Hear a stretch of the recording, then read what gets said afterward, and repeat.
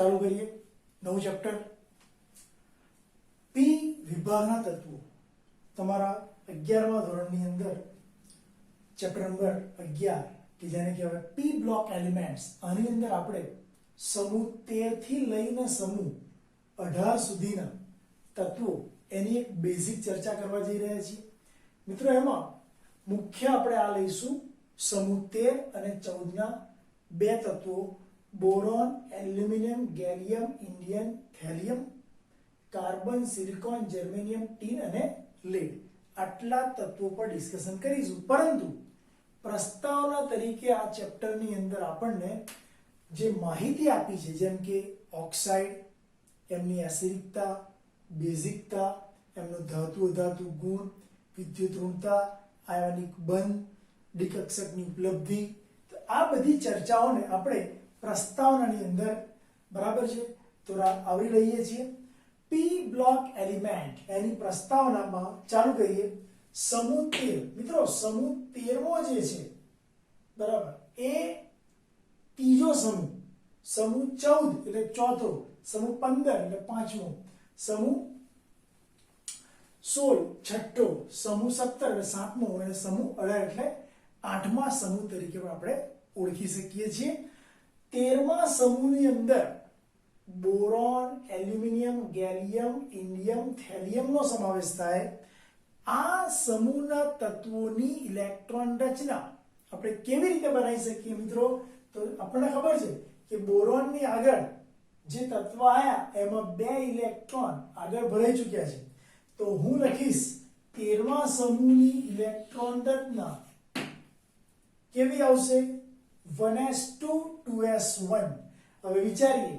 કે બોરોન કયા નંબર પર છે તો કે બોરોન એ તમારા પાંચમા નંબરનું તત્વ હા હી લી બી બ 5 નંબરનું તત્વ એટલે આની ઇલેક્ટ્રોન રચના કેવી બનશે 1s2 2s2 2p1 you can see આપણે આને હિલિયમ કહી દઈએ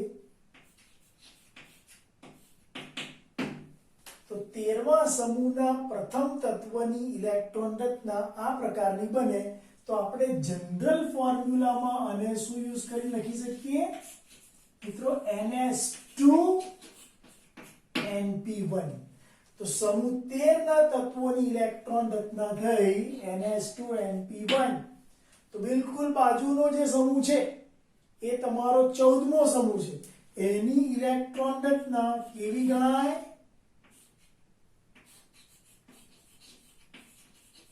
ns2np2 બરાબર ચલો બાજુમાં નાઇટ્રોજન 7 નંબરનો છે એટલે એની ઇલેક્ટ્રોન રચના કેવી ગણાય ns2np3 બરાબર અહીંયા ns2np4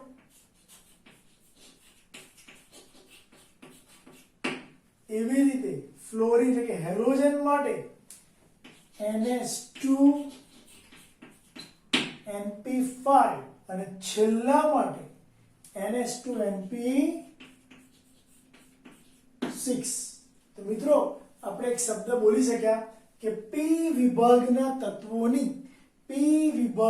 તત્વોની સામાન્ય ઇલેક્ટ્રોન રચના ns2np1 થી શરૂ કરીને ns2np6 સુધીની હોય ફરી આપણે પી વિભાગના તત્વોની સામાન્ય ઇલેક્ટ્રોન રચનાની ચર્ચા કરીએ તો જવાબ આવશે ns2np1 થી શરૂ કરી ns2np6 સુધીની રચના ધરાવતા જે પણ તત્વો હોય તેને પી બ્લોક એલિમેન્ટમાં આપણે મૂકી શકીએ છીએ તો વ્યાખ્યા બની જે તત્વોની ઇલેક્ટ્રોન રચના ns2np1 થી શરૂ કરી ns2np6 હોય તે તમામ તત્વો પી વિભાગના તત્વો ગણાય તો યાદ રાખીશું અહીંયા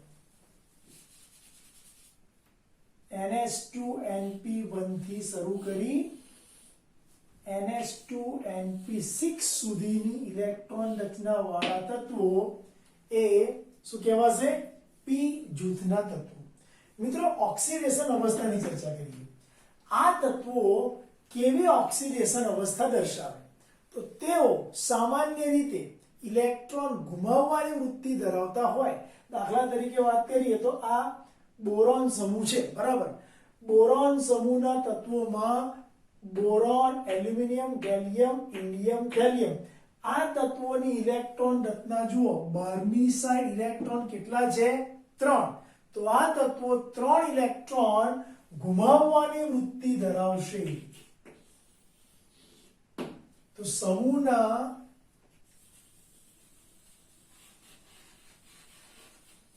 સમૂહના તત્વોની બાહ્યતમ કક્ષામાં કેટલા ઇલેક્ટ્રોન છે એના પરથી ઓક્સિડેશન અવસ્થા આપણે જાણી શકીએ છીએ. જેમ કે અહીંયા કાશી ગેસ સંઘ Pandit, carbon, silicon, germanium, SN, Pb આ બધા 14મા સમૂહના તત્વો છે, એટલે કે 14મું એટલે ચોથું, બરાબર. તો આની બાહ્યતમ કક્ષામાં 4 ઇલેક્ટ્રોન હશે. યુ કેન સી અહીંયા NH2NP2 14મા સમૂહના તત્વોની ઇલેક્ટ્રોન રચના NH2NP2 છે. બહારની સાઈડ 4 ઇલેક્ટ્રોન છે, માટે આ તત્વો 4 ઇલેક્ટ્રોન ગુમાવવાની પ્રબળ વૃત્તિ ધરાવતા હશે. તો હું લખીશ આ તત્વો 4 ઇલેક્ટ્રોન ગુમાવવાની પ્રબળ વૃત્તિ ધરાવે છે, માટે તેમની ઓક્સિડેશન અવસ્થા C+4 બનશે. મિત્રો અહીંયા 5મો સમૂહ જેને કહેવાય 15મો સમૂહ, ન્યૂઝપેપર आज सब बिक गए, nitrogen, phosphorus, arsenic, antimony, bismuth. Nitrogen, phosphorus, arsenic, antimony, bismuth આ બધા તત્વો એ 5મા અથવા 15મા સમૂહના તત્વો છે. આમની બાહ્યતમ કક્ષાની ઇલેક્ટ્રોન રચના NH2NP3 છે. NH2NP3 એટલે કે તેઓ 5 ઇલેક્ટ્રોન બહારની સાઈડ ધરાવે છે, માટે આ તત્વો 5 ઇલેક્ટ્રોન જો ગુમાવે તો +5 ઓક્સિડેશન અવસ્થા પ્રાપ્ત કરે. તો મિત્રો યાદ રાખીશું આ સમૂહના તત્વોની ઓક્સિડેશન અવસ્થા +5 છે, અને જો કોઈ પરિસ્થિતિમાં 5 ઇલેક્ટ્રોન ગુમાવવા ના હોય અને 3 મેળવવા હોય તો તેઓ અમુક પરિસ્થિતિમાં -3 ઓક્સિડેશન અવસ્થા પણ દર્શાવી શકે છે, બરાબર. એવી રીતે ઓક્સિજન O सनम से टीपो, ઓક્સિજન, સલ્ફર, સિલેનિયમ, ટેલુરિયમ, પોલોનિયમ આ તત્વો 16મા સમૂહના તત્વો છે. 16મા સમૂહના તત્વો એટલે છઠ્ઠો સમૂહ કહી શકાય, માટે આ તત્વો 6 ઇલેક્ટ્રોન ગુમાવવાની પ્રબળ વૃત્તિ ધરાવે, એટલે કે તેઓ +6 ઓક્સિડેશન અવસ્થા દર્શાવે.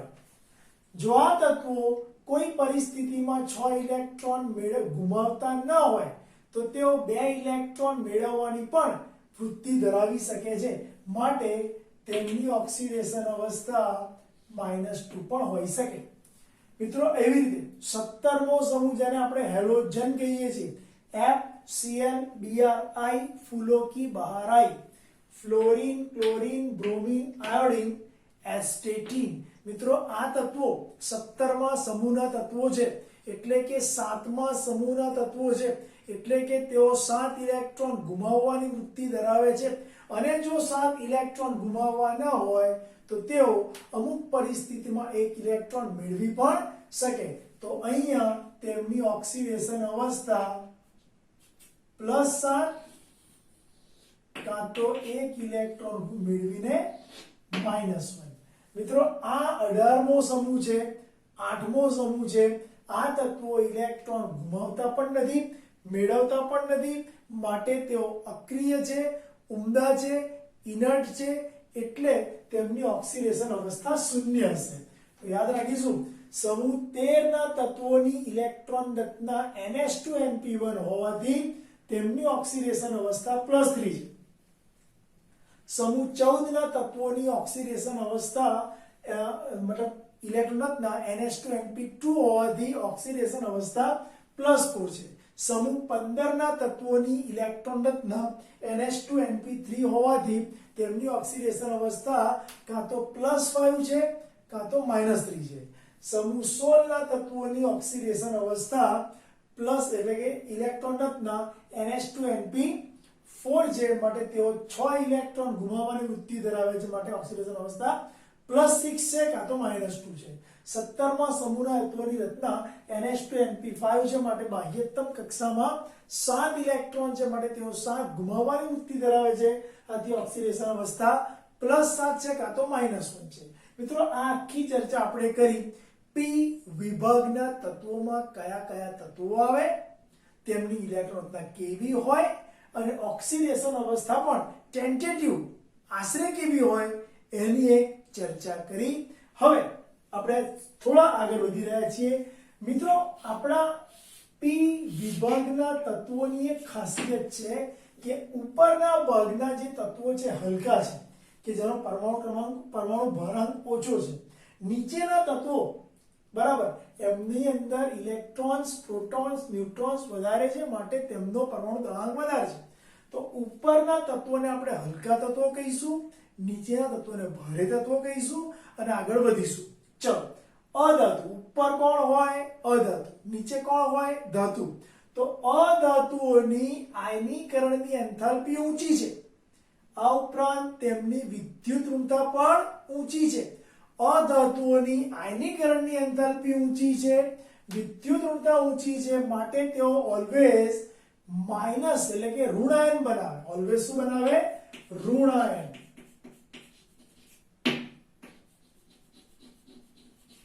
જેમ કે વાત કરીએ F પર ચાર્જ કયો હોય? -1.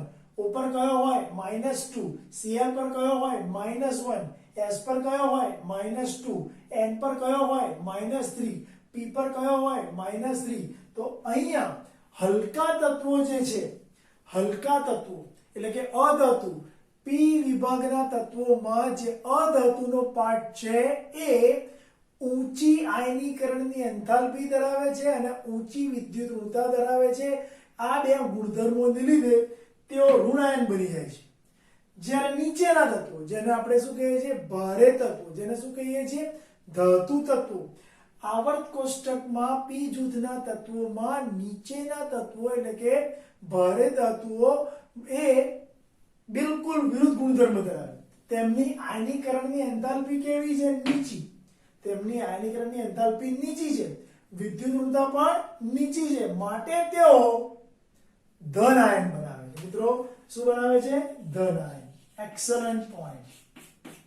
ફરી એક વખત, આવર્ત કોષ્ટકમાં p જૂથના તત્વો એ હલકા એટલે કે ઉપરના હલકા હોવાથી એટલે કે આવર્ત કોષ્ટકમાં p જૂથના તત્વોમાં ઉપરના તત્વો હલકા છે, અધાતુ છે અને આયનીકરણની એન્થાલ્પી ઊંચી તેમજ વિદ્યુત ઋણતા ઊંચી હોવાથી તેઓ ઋણાયન બનાવે.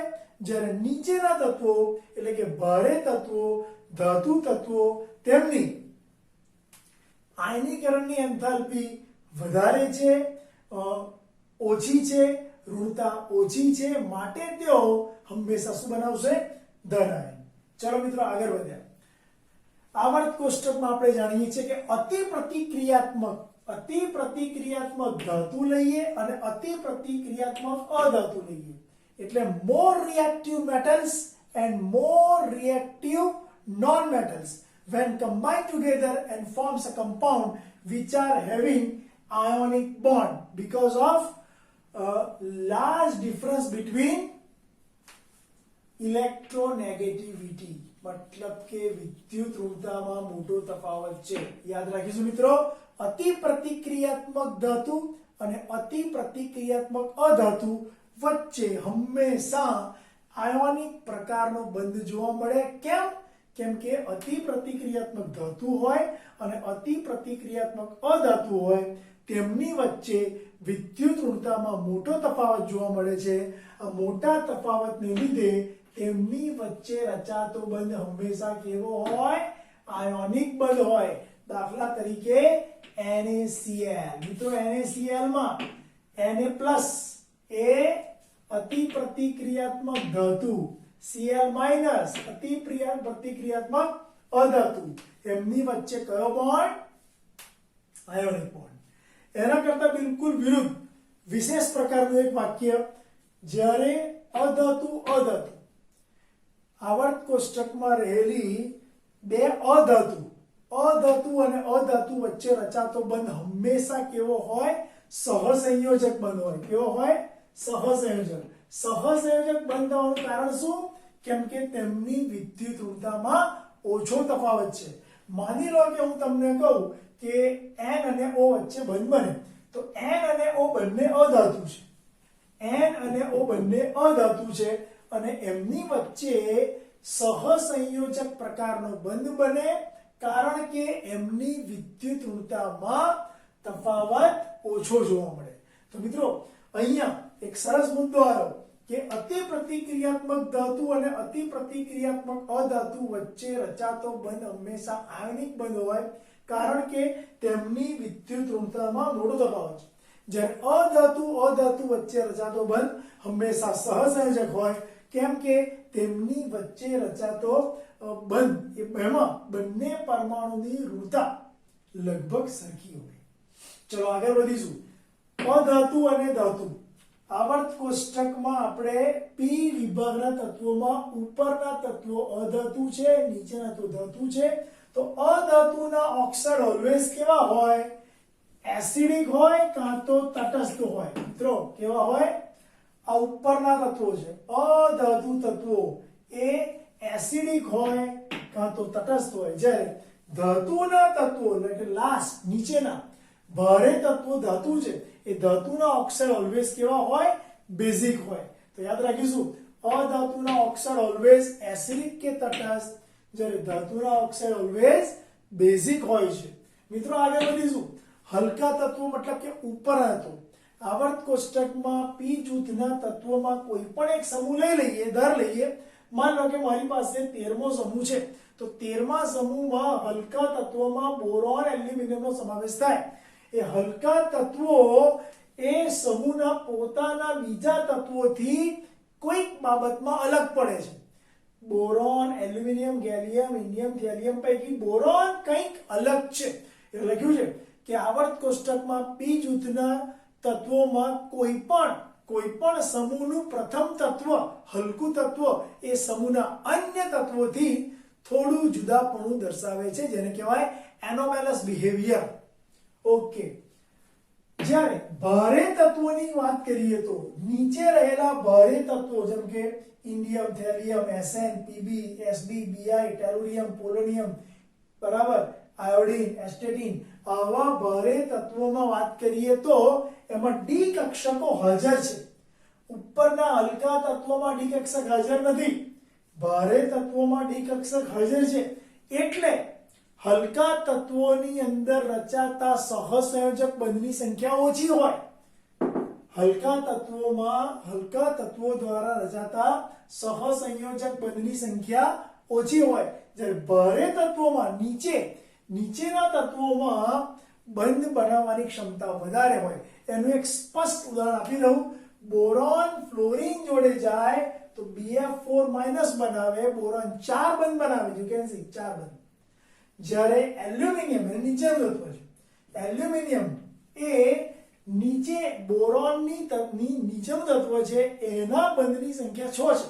આમ કહી શકાય હલકા તત્વોમાં બંધની સંખ્યા ઓછી, જ્યારે ભારે તત્વોમાં બંધની સંખ્યામાં વધારો જોવા મળે છે. ટૂંકમાં કહેવા જઈએ તો આવર્ત કોષ્ટકમાં P જૂથના તત્વોમાં કોઈ પણ સમૂહમાં ઉપરનું તત્વ હલકું છે, નીચેનું તત્વ એ ભારે છે. હલકા તત્વોમાં રચાતા સહસંયોજક બંધની સંખ્યા કરતા ભારે તત્વોમાં રચાતા સહસંયોજક બંધની સંખ્યા વધારે હોય છે. બરોબર, ક્લિયર? ત્યારબાદ હજુ આગળ ગયા. ઉપરના તત્વોને આપણે હલકા ગયા, નીચેના ભારે. હલકા તત્વોમાં રચાતો બંધ એમાં દ્વિબંધ પણ હોઈ શકે, જેમ કે પાઈ બંધ હાજર છે. C double bond C double bond O, C triple bond N, આમાં પાઈ બંધ હાજર છે. હલકા તત્વોમાં રચાતા સહસંયોજક બંધમાં, બરાબર, પાઈ બંધની હાજરી છે અને એ પાઈ બંધ પીપાઈ અક્ષકોથી બને છે, એટલે કે પીપાઈ બંધ હાજર છે. એટલે આવર્ત કોષ્ટકમાં P જૂથના કોઈ પણ તત્વોમાં હલકું તત્વ લેવામાં આવે તો તે પીપાઈ પ્રકારનો બંધ બનાવે છે, જ્યારે ભારે તત્વોમાં ડી કક્ષક ઉપલબ્ધ છે. એટલે ડી કક્ષકની હાજરીને લીધે અને ડી કક્ષકની શક્તિ વધારે હોવાને લીધે ડી કક્ષકની હાજરીને લીધે અને ડી કક્ષકની શક્તિ વધારે હોવાને લીધે તેઓ ડીપાઈ ડીપાઈ કાં તો ડીપાઈ પીપાઈ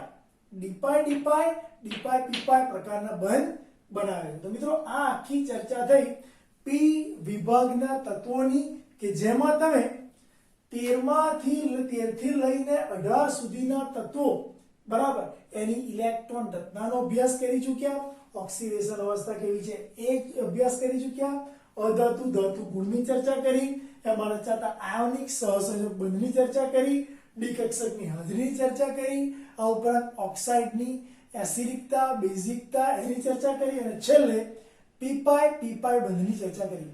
બરાબર.